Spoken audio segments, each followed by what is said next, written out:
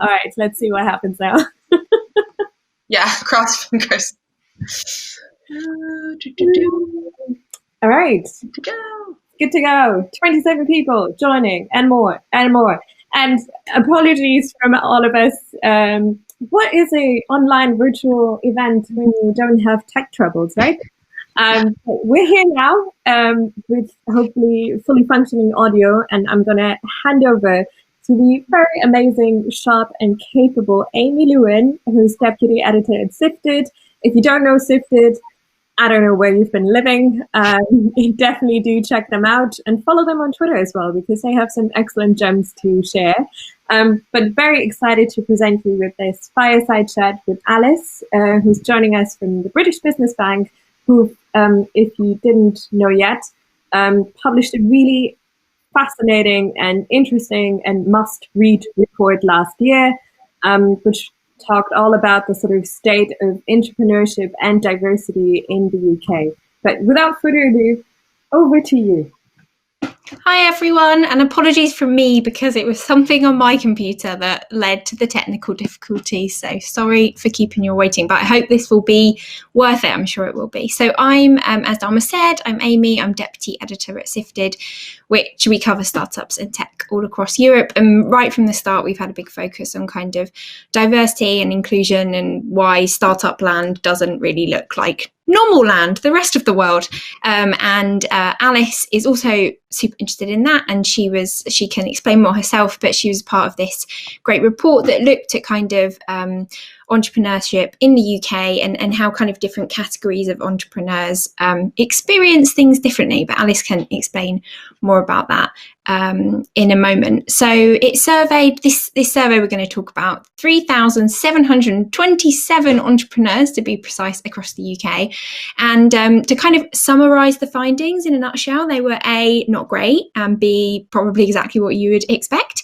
But Alice is going to talk through some of those findings with me now. And on a more positive note, what we can all do or what is being done to improve the state of affairs. So Alice, for starters, for people who don't know, what is the British Business Bank and what do you do there? Certainly. Okay, so no shame in not knowing what the British Business Bank. We've been around for only about 6 years. We are the UK government's sort of investment arm, as it were. So we're an institutional investor, but we also do basically everything to do with access to finance for small businesses, right? So with the COVID stuff at the moment, you probably know it's better for bounce back loans, where we administer that, as well as the Future Fund, sort of within sort of startup land.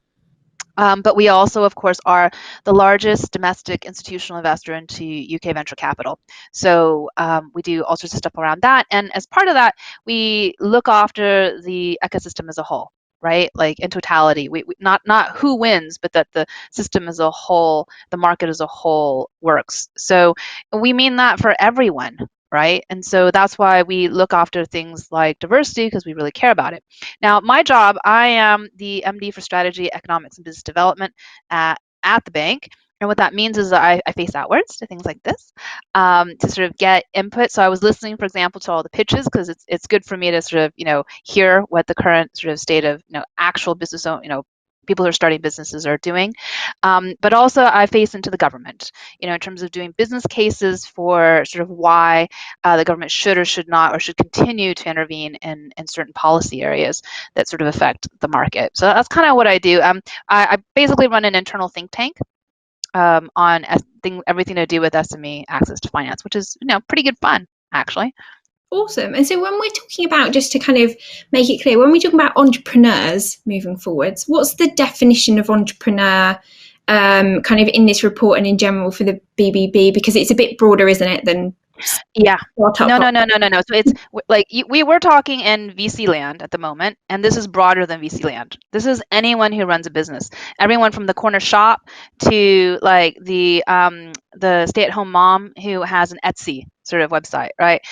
To all the people we just talked to who are doing like deep tech, startups, everything in between, right? Anyone who runs a business that they own, right? Great. So let's start off with the juicy bits. What was the most shocking thing that the report found? Oh my goodness. Right. So basically, like, some things are controversial and some things aren't. I mean, you're not surprised that, for example, women don't do as well as men, or, I'm American, so I use people of color. I know some people don't like that expression here, but people from sort of more marginalized communities do less well than those from mainstream communities. But the thing is that once you run the econometrics, you actually put numbers on it. It's quite how much worse it is. So I'll use a female example, which is that, once you control for education and whether or not you work full time, and how much money you made before you started your business, how much your social, you're still doing less well, right? So even after you control, so not that residual, right? You can call that structural sort of inequality, or you can statistically, it's the residual, and it can't be explained by any of the things, any of the factors that you can control and that we would think of to throw at it. And that's a part that is pretty shocking. It's like you see it in black and white. So I'm a numbers kind of gal, and so seeing it in the data, like and quite how much it is, it's not a little, it's a lot. Right? And intersectionality is also a thing. So if you're a woman of color, you get both whammies, right? Which is even, it doesn't make it impossible, but it is like, I think someone else who was doing sort of work in this field found that sometimes, like in the UK over the last 10 years, like 10 black women have gotten funded sort of from VC, or that they could find, right? Which is pretty shocking. And I mean, what on earth do we do? So the kind of landmark startup report is obviously the Atomico State of European Tech, and Sifted did a piece kind of look like really delving into all this stuff, and then you just every single year, I've been covering startups for a long time now, every single year you reach the point where you put in the chart that shows that funding to female founders is like this much, and it's been this much for 10 years. And then look, only recently though, they've started counting founders of color, and it's like just even smaller. And it's changing. And even though over the past 2 years we've had all of these amazing initiatives start up, there are all these communities, there are accelerators, there are grants, there are angel programs, there's scout programs, there's all this stuff. It's just not changing. Like, well, what do we do? I mean, the first thing I would say, manage expectations. So happiness is expectations minus reality, right? So like there's something about manage your expectations down to something that's closer to reality is depressing. Okay, and I get it, but I figure if we're all going to be grown-ups, we want to solve the problem, we have to acknowledge exactly how bad the problem is and then try and be realistic about it. So, VC is a slow, moving business. It, 10 plus 2 is going to take a long time, like years. Now, that being said, I think things are moving. So basically, you can cut the problem into 2 bits. There's pipeline, and then there's what happens, like unconscious bias, right? The pipeline stuff, is about like, for example, Girls Who Code, or things that sort of try and ensure more sort of because there's the whole "this is not for people like me" thing, and so it's about being more inclusive and sort of encouraging people to come into the pipeline. That's a long-term thing. But your point is quite right. There are a lot of people who are in the pipeline already, and they're not getting ahead as quickly as potentially they could. And for that, it is things like first of all, getting enough funding. So we find that people who are from more marginalized communities, like they need to raise more, not less, because to generalize broadly, they tend to have less of the friends and family money, right? Because most of us bootstrap, most of us. So it's acknowledging that. It's also acknowledging that the risk, the unconscious bias around risk, and kind of consciously going, look, I'm a VC, I'm looking at my portfolio. If I'm seeing somebody who looks a little different from what I've usually seen them before, stop, think, am I applying the same sort of standards or not? And also having the follow-on funding sort of beyond that, because I do think, it does take a while for startups to get there. But you want to see the seed stage guys sort of moving sort of through the pipeline. You kind of see the BBB's role there, there's also the risk thing about if you come from a background where, you don't have a mum or a dad or a rich uncle who can 30K to start your business and not really worry that much if it all disappears. Is it the BBB's role to kind of be providing that kind of seed funding? Well, we do that already today, actually. It's called the Startup Loans Program. Yes, it's a loan. It's a personal loan. Yep. So yeah, okay, but it's but you can have up to £25,000 each, and we encourage partners, so 2 can raise 50. And essentially it's what we call friends and family. It's at a pretty low interest rate. It's I'm going to get this wrong, but something like 6% interest rate. But the risk obviously is equity risks, as we know that folks with this starting a business is risky. We get that. But it's basically friends and family money for those who don't necessarily have friends and family. And more importantly, but it's not just the money, right? We work through our delivery partners because it's not just financial capital, it's social capital as well. And so it's things like our report found, if you start a business based off of your previous job, you're more likely to succeed, right? As opposed to what's known as a lifestyle job, which is based off of your interest. Doesn't mean you can't make a lifestyle job work, but if it's something where you actually it's because of all that social capital. Like, people that you could sell to, your customers, you have credibility within the sector already. All those things, if you've already worked full time in that sector, increase the probability of your startup succeeding, and that's what you need. And so who are your partners, or how do you kind of help fill in that? So we work with everything from charities. So with X-Forces, which is for veterans. Mm-hmm. We work with local sort of regional sort of groups as well. The Princess Trust, for example. And so startup loans, I guess what I'm trying to say is actually your angels and your VCs actually provide the same thing. That's what we call smart money, right? The smartness is that you get when you sign on and take the money of an angel, or you sign on with a VC, it's not just their money. Money is a commodity. It's their connections, their social capital, who they know, who they can introduce you to. That's the stuff that really adds value. And if you're a VC, then what we need to do to make this, make the numbers change, is to offer that imagination and access to that social capital to those who need it perhaps more. Does that make sense? Yeah, that makes sense. And also in terms of kind of I feel like these numbers show us that people from certain backgrounds, all different types of backgrounds, are more likely to take the risk of starting a business, or even consider that they could be a founder, that they could start the next big whatever.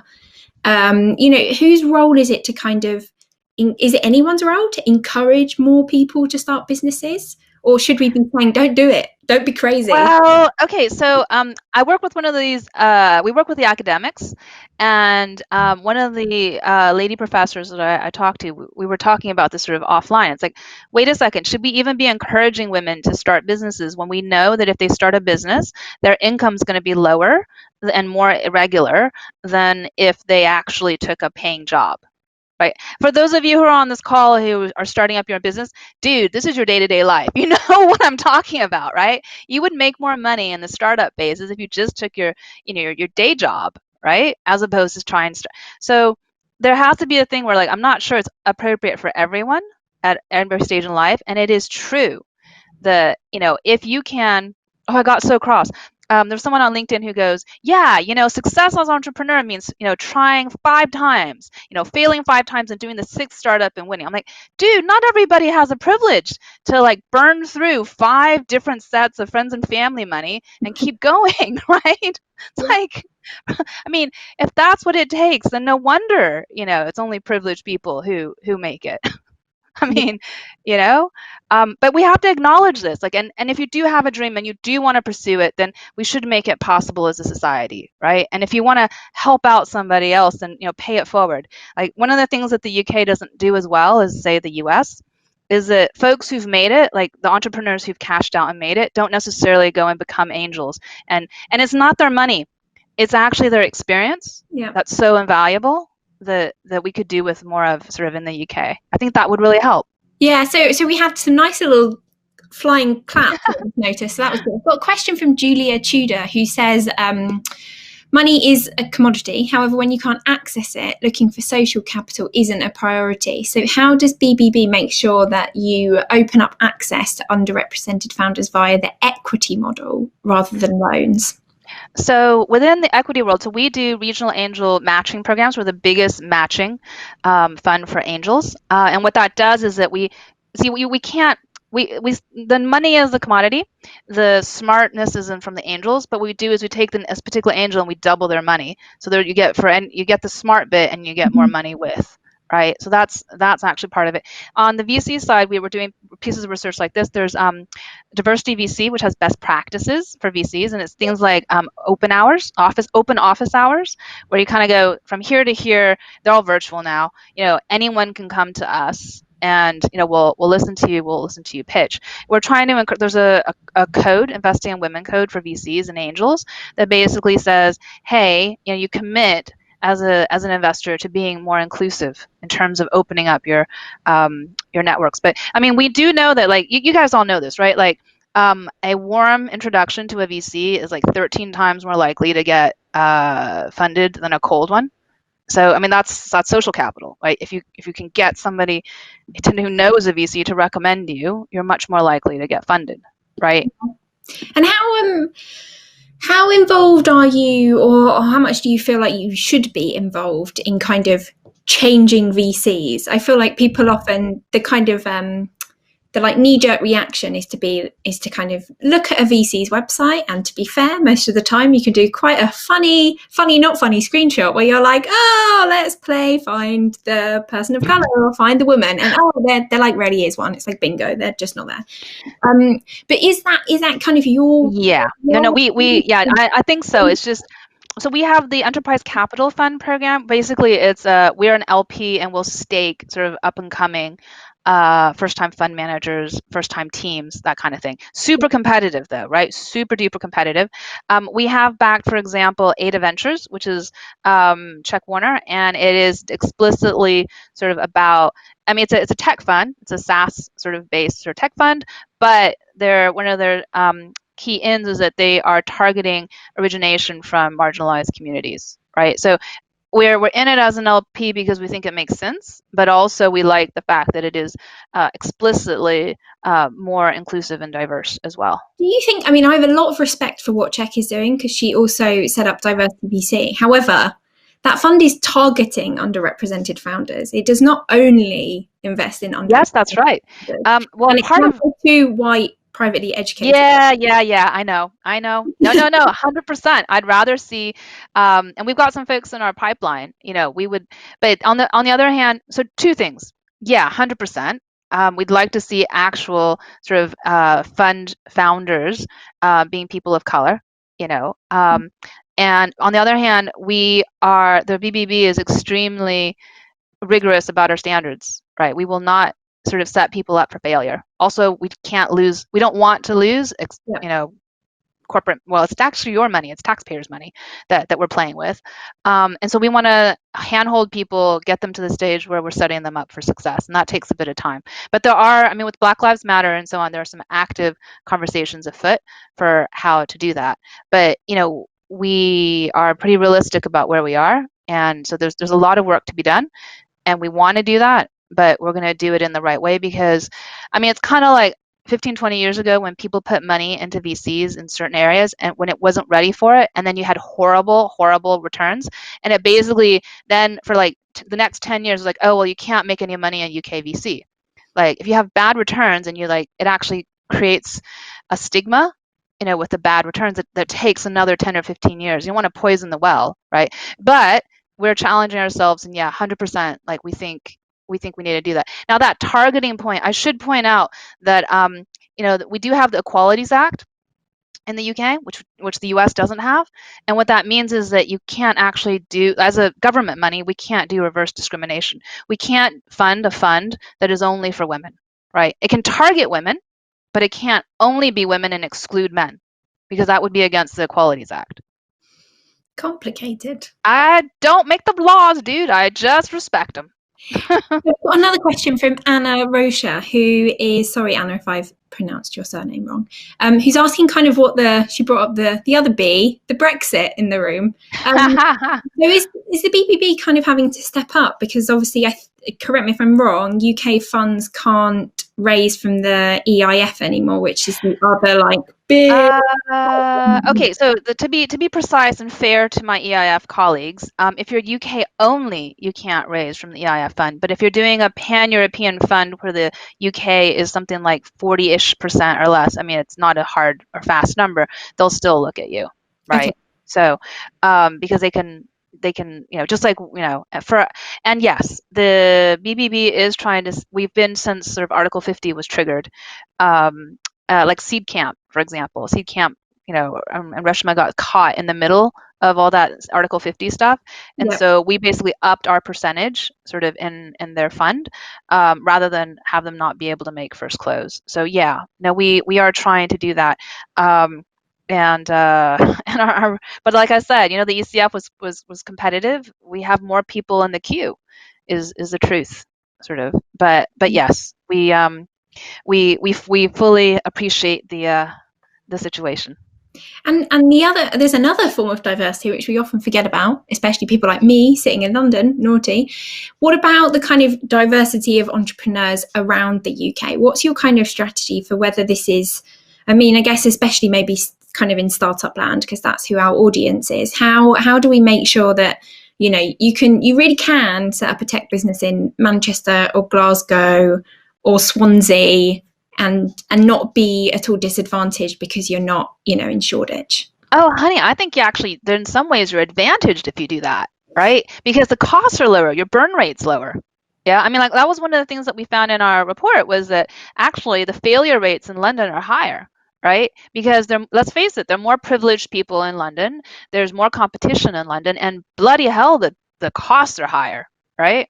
And if you can get you might be easier to find sort of high quality coders sort of in Manchester or Swansea, quite frankly, out of the universities. Now the thing that we do realize, though, it's harder to get access to finance, to some of that smart capital that we were talking about. And so the BBB actually runs the Northern Powerhouse Investment Fund and the Midlands Engine Investment Fund.